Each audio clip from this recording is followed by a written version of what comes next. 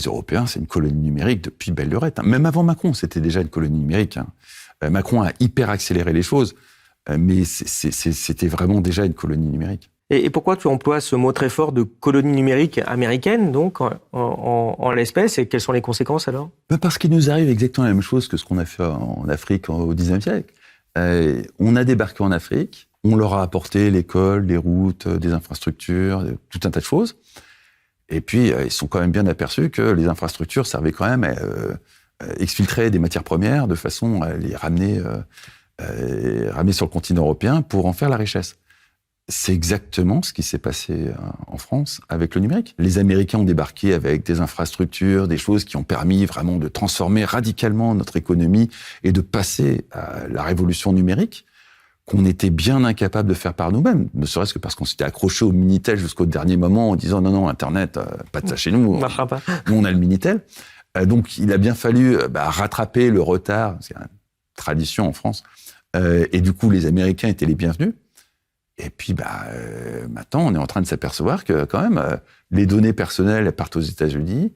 Quand on fait des lois comme le RGPD pour limiter un peu les dégâts, ils les font sauter. Quand on fait des lois comme le Privacy Shield, ils les font sauter. Quand on se dit, quand même, l'Europe va nous protéger, on s'aperçoit que non, pas du tout. Et puis, quand vraiment ils s'énervent, ce qui est le cas avec Trump, ils nous font un digital omnibus, alors qui était la dernière arnaque au niveau de l'Union européenne, qui consistait à faire ce qu'on appelle un digital omnibus, qui va détricoter, peut-être qu'il va être annulé là, parce que là, ça commence vraiment à se tendre, qui va détricoter le RGPD, le DMA et l'AIA Act.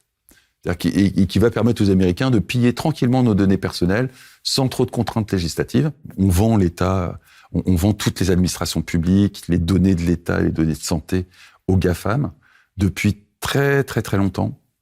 Macron a vraiment accéléré, mais c'était déjà très très largement entamé avant que Macron débarque. Ce qui fait que aujourd'hui, on en est vraiment au stade où c'est de l'ordre du lien familial, c'est même plus de la corruption. Et c'est infiniment trop tard pour revenir en arrière.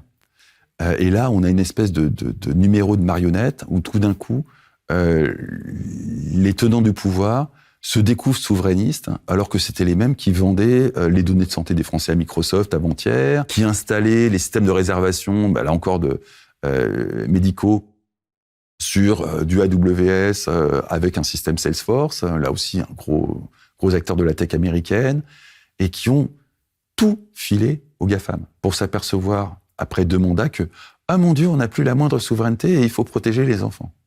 Ce qui est un numéro d'hypocrisie, mais comme rarement.